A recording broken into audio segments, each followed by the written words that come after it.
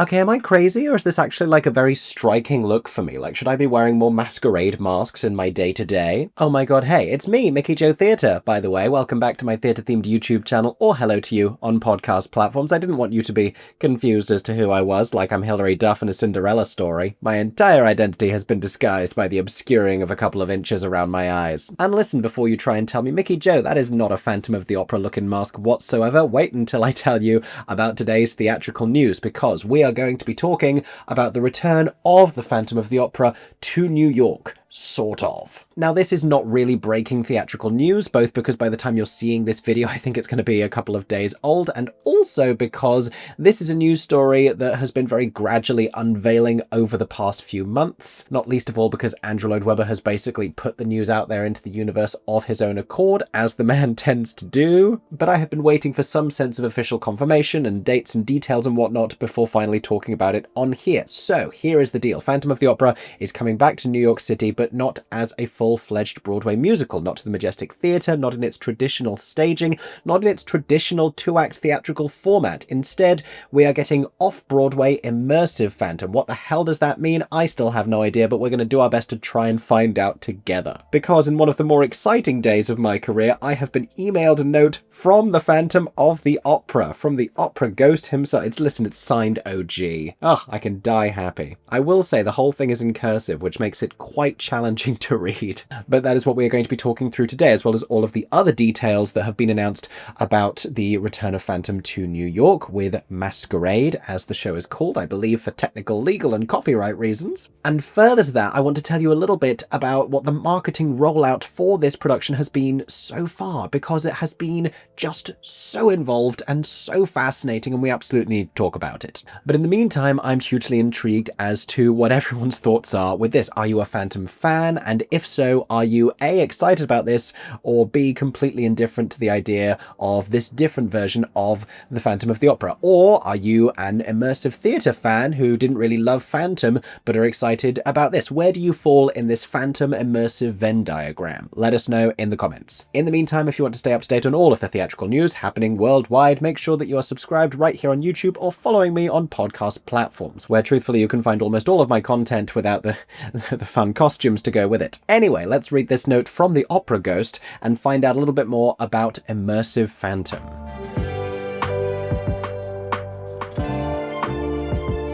But before we get into that, let's take a little bit of a stroll up to today's news with everything that we have been hearing over the past few months. And I say over the past few months, Andrew Lloyd Webber first spoke publicly about this in an interview with The Times in September of last year. At the same time, he also announced plans for the new musical that he is writing. I covered that interview at the time and pointed out that he had talked about immersive Phantom long before it had really been officially confirmed, although I believe by then it had even been figured out on social media exactly where this building was going to be. And, you know, these things never manage to hide themselves that well, especially when it comes to buildings and planning permission, because all of that is available publicly. But in any case, in September of 2024, Andrew Lloyd Webber announced, and with no more detail than this, that there was going to be an off-Broadway immersive Phantom of the Opera. And it's a rumor that had been circulating for a little while after the show's closure, after a record-breaking long Broadway run at the Majestic Theatre. A closure that at the time was believed to be motivated by dwindling ticket sales and the belief of the theatre owners, the Schubert organisation,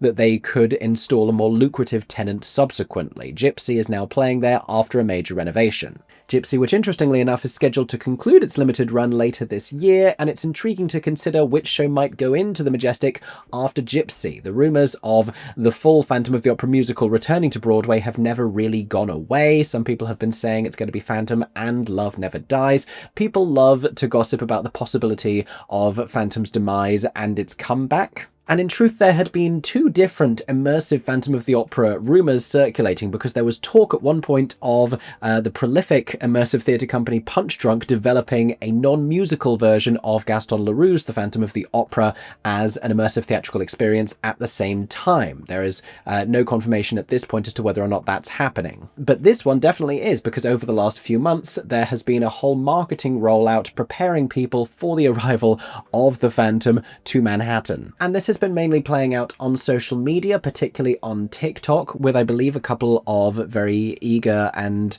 passionate content creators being personally engaged to participate in a bunch of the opportunities to have like one-on-one or group interactions and immersive experiences with like people dressed up as court jesters. Honestly, I hadn't been following it all that closely. I think they've made a certain amount of this information public as well. Like they dropped info about places they would be, and like one of them was out of an ice cream truck, and there was like a fortune reading thing, and the finale involved actually going into a theater and having a one-on-one experience. And it's kind of wild to me because, you know, for all of the effort and the money that has gone into making this possible, the reach was still quite small, and there were content creators involved who then spoke about it publicly, but it still, you know, retained the feel of this very small and specific thing. These weren't the world's biggest influencers who were specifically curated to come and do this, but rather really passionate and enthusiastic individuals, which is a terrific thing.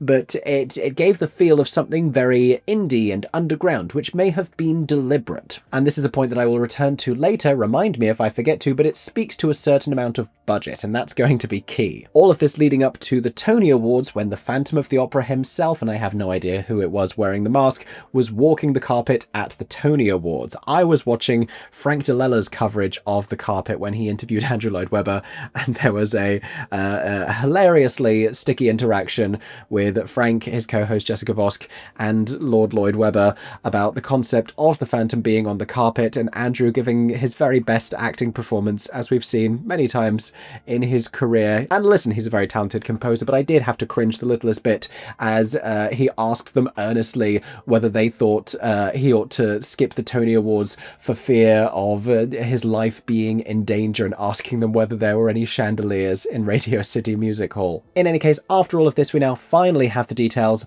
of the immersive Phantom show, and here they are.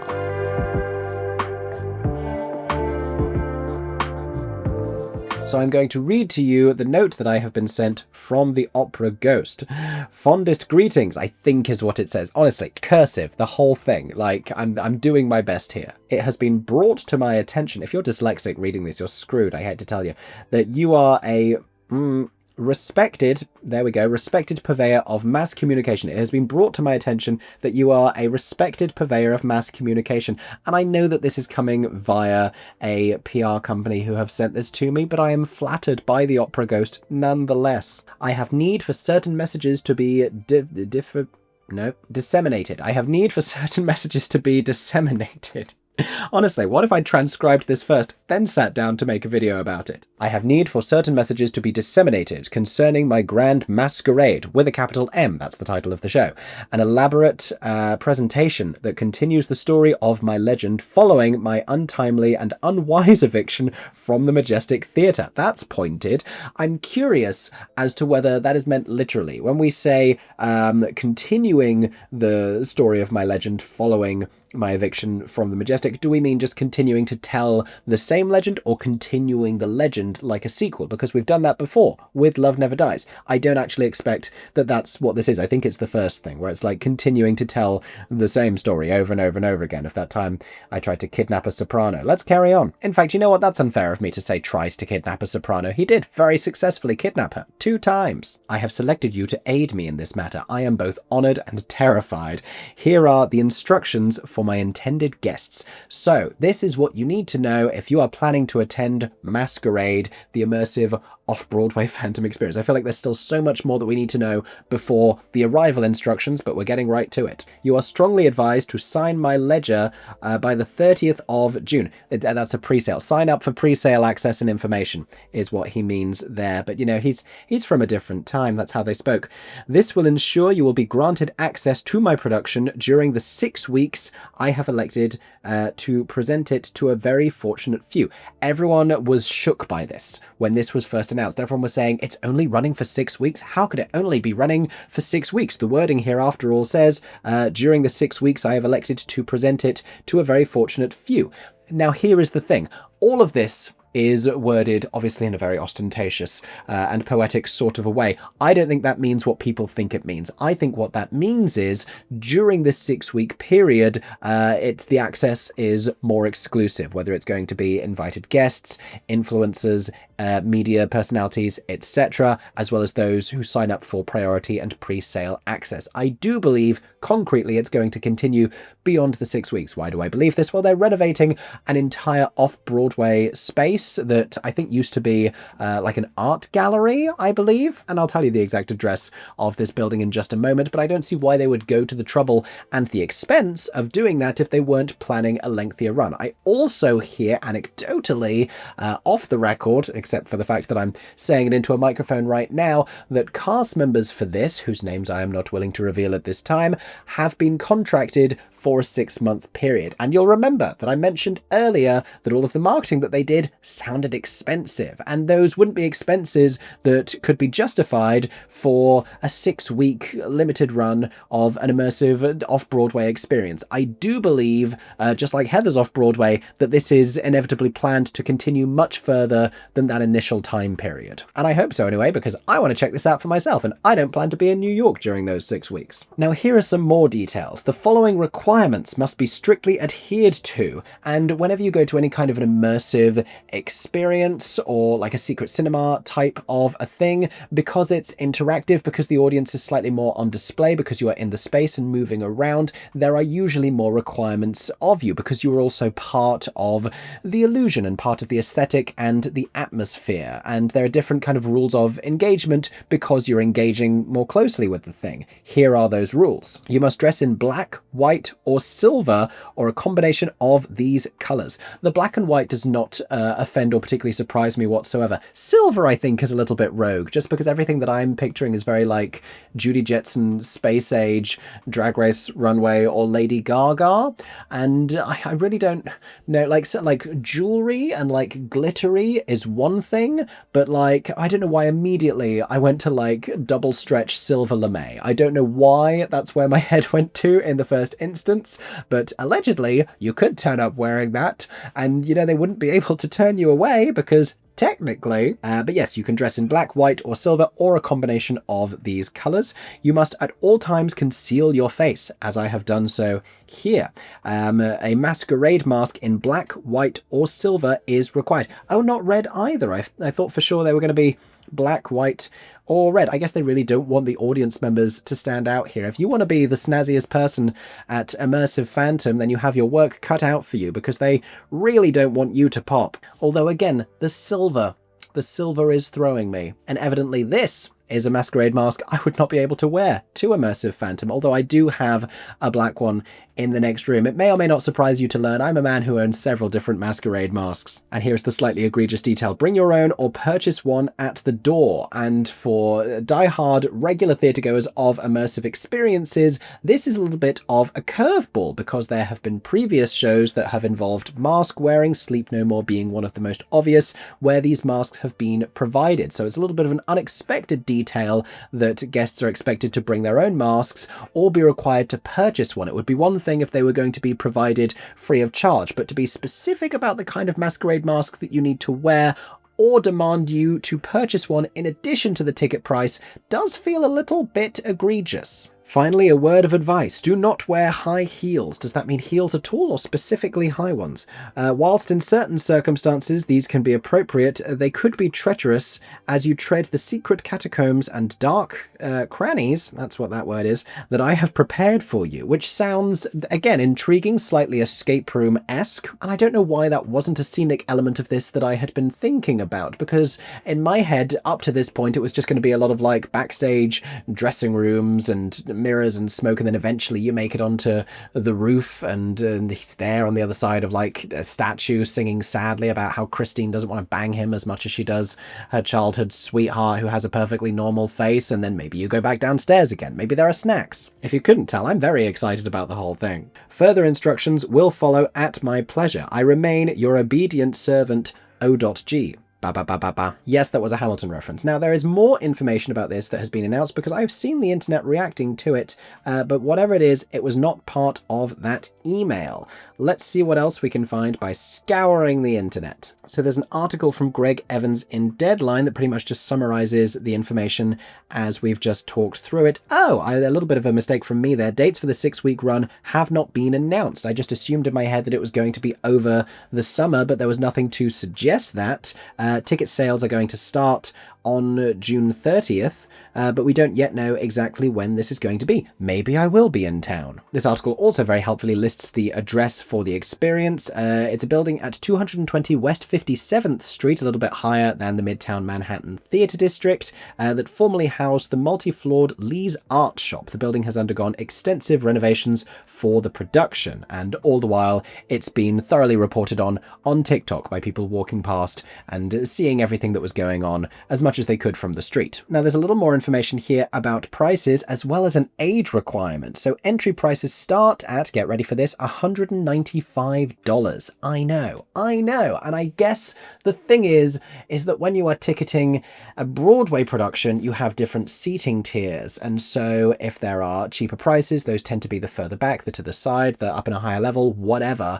And when it's an immersive experience, everyone tends to be on the same tier of the access, as you would want to be. Like, it would be really disappointing to be a deprioritized audience member in an immersive experience just because, you know, you didn't have as much money to pay for a higher ticket price. But what that means is that everyone is paying a fairly high price, and it's not yet clear what the capacity of this is going to be. Obviously, they have costs that they need to offset, both for the renovation of the space and the initial expenses of the thing, as well as the ongoing expenses and paying the actors and the crew and everyone else involved to keep the thing running. And it's been a really challenging time for immersive theatre recently. A bunch of staple shows have closed, and a bunch of sort of immersive adjacent productions, even the Broadway revival of Cabaret, which was only ever really like atmospheric immersive, have struggled to maintain the level of audience that they need to in order to support their high running costs. Cabaret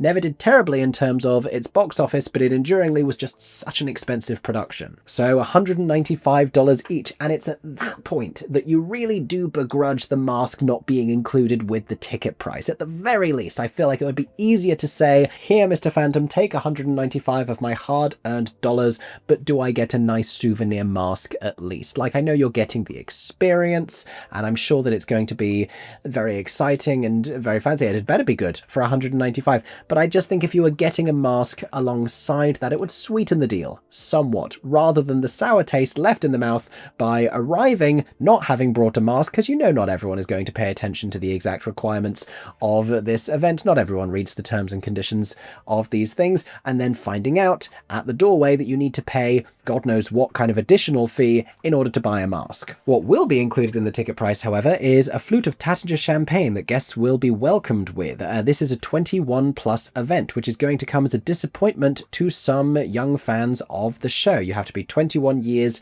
of age or older in order to go to Immersive Phantom. And I was never a big immersive theatre person. I don't know if this was ever a rule for the New York Sleep No More or other like Punch Drunk shows. I know that some of them could be very personally involved, and you could have one-on-one experiences that were sort of pseudo-sexual on occasion, or at least that's what I heard about some of these immersive shows. I'm not judging anyone. It's not necessarily for me. And you wouldn't have thought that that's what they're going to be doing at the Phantom of the Opera, but listen, some people have very strong thoughts about this musical, and it wouldn't surprise me if that was the intention of certain audience members. But that, from what I can tell, is everything that we know. And if you want to know where to actually sign your name in the ledger, they are referring to the sign up here at masqueradenyc.com. If you're wondering why I keep calling this Immersive Phantom and it's called Masquerade, it's because I'm being playful, and I believe it's because they do not own the entirety of the rights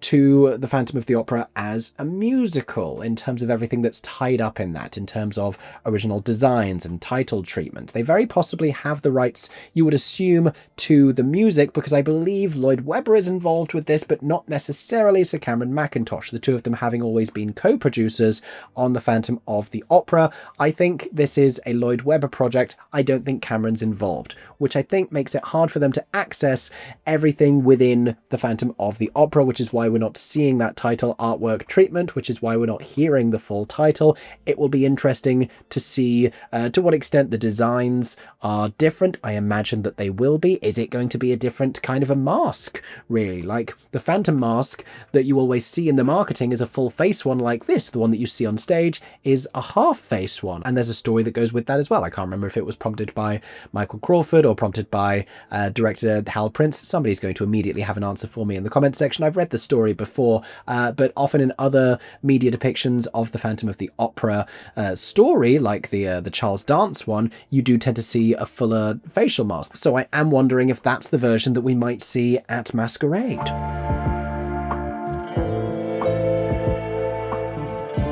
So those are the details. What do I actually think about all of this? Well, I am cautiously intrigued. I love anything sort of spinning off of the world of musical theatre. I'm one of those people who would love to see a musical theatre theme park somewhere in the world. And on that subject, there is a VR Phantom of the Opera roller coaster at one of the big theme parks in Europe. And, you know, I don't think this is a suitable alternative to the Phantom of the Opera as a musical on stage, but it's a nice accompaniment or alternative for fans, especially given that the Broadway production is no longer running. My greatest fear with this was that tourists were going to get confused, and I think it's for the best that it is not called the Phantom of the Opera off-Broadway or anything even adjacent, because I just had visions of it being sold at TKTS and tourists. I think probably you have tourists arriving right now in Manhattan. I mean, not right now because it's, well, actually, time difference. In any case, I think you probably have tourists arriving regularly still in Manhattan and asking for tickets to go see the Phantom of the Opera, because I think your general tourist doesn't necessarily know that it closed, and they think like Phantom and Wicked and The Lion King are the big Broadway musicals, and they don't realize that Phantom is no longer playing at the Majestic. So if they saw the Phantom of the Opera being sold at TKTS, they would buy tickets and they would be sent to 57th Street, and they would find out they're not wearing the right colors, they have the wrong kind of shoes on, they don't have a masquerade mask, and this is not the Phantom of the Opera that they were expecting. That was my greatest fear, so I'm glad that that is not what we are doing. I do think that first and foremost, this needs to be an experience for the Phantom of the Opera fans. I mean, that's the key demographic here, right? I think they're going to have a fairly hard time courting anyone from outside of that particular bubble. I think it's a general rule they're going to get trade from Phantom fans willing to try immersive, or immersive theatre fans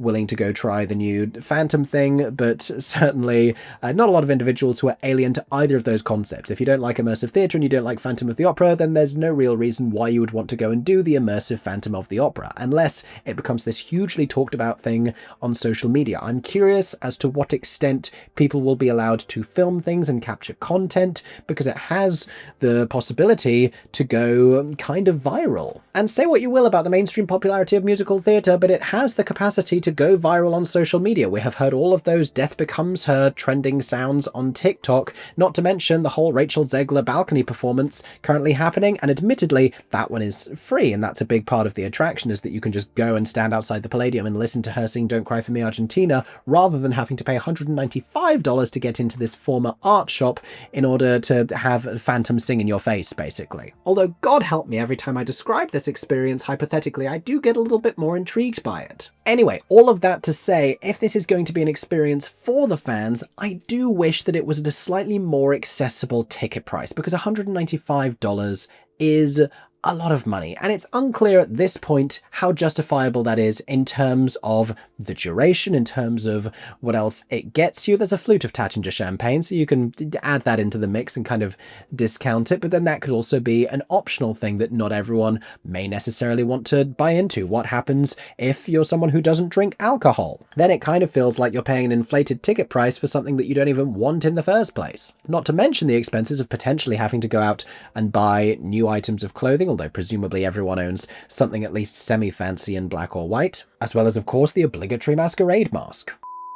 Oh my god, hey, from the future. So in the time it's taken me to edit this video and eventually publish the thing, things have changed. Things have changed, Raoul, and after inquiring minds got in touch with the Phantom himself, aka DM'd the social accounts, we have learned a few more details about Masquerade. And allegedly it has now been confirmed that masks will be made complimentary after a little bit of social media pushback. Not just that, but there will be some performances, aka weekend matinees during the 6-week preview period, which has now been allegedly confirmed to be just a preview period, as I suspected, at which guests will be able to attend if they are aged 16 plus, I believe was the wording. Though in that same sentence they still suggested that this was going to be a 21 plus event, so not entirely clear what the plan will be after the preview period for all performances. There was also some addressing of my thoughts around the inclusive alcoholic beverages, because apparently non-alcoholic options will be available. So already some of my concerns have been addressed.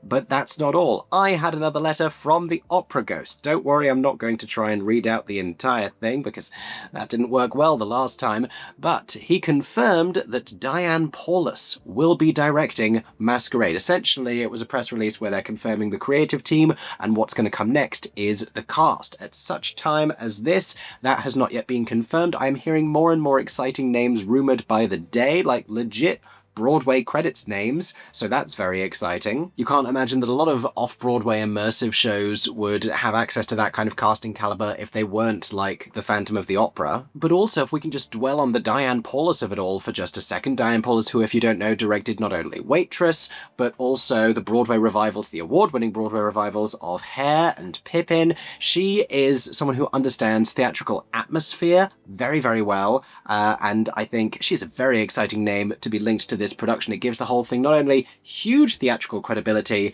but it also makes it legitimately very exciting. Even perhaps if you weren't interested in the Phantom of the Opera before, maybe you're interested now. Anyway, back to Mickey Jo from the past.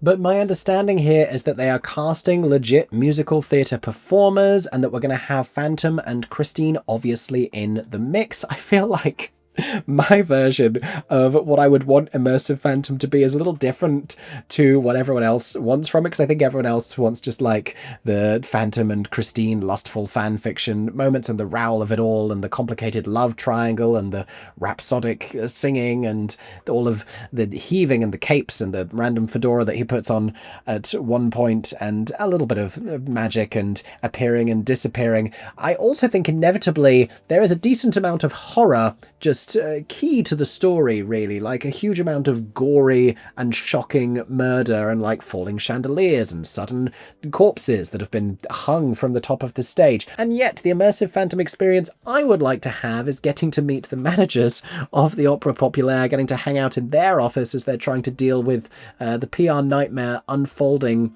in real time. Maybe a little bit of a ballet rehearsal with Madame Giry, gossiping with Carlotta in her dressing room. I hope that these might be features of the immersive off-Broadway Phantom experience, but I dare say they're not going to be the priority focus. But at this point, and I'm sure there are going to be a lot of Phantom of the Opera fans in the comments, I am very intrigued once again to know what you think. What do you want immersive Phantom to be? Are you signing up? Are you going to try and get tickets? Is $195 an acceptable price point to you for an immersive experience that might last a few hours, for something that's a little more personal and a little more involved than a standard Broadway show? Or do we think that that's an unreasonably astronomical ticket price? What do we think? Let me know your thoughts in the comments. That is all I ask of you. In the meantime, thank you so much for listening. Those have been my thoughts on Masquerade New York, the immersive off-Broadway Phantom experience set to take place later this year for an as yet uncertain amount of time, beginning on a currently uncertain date, but with wildly specific requirements in terms of your attire.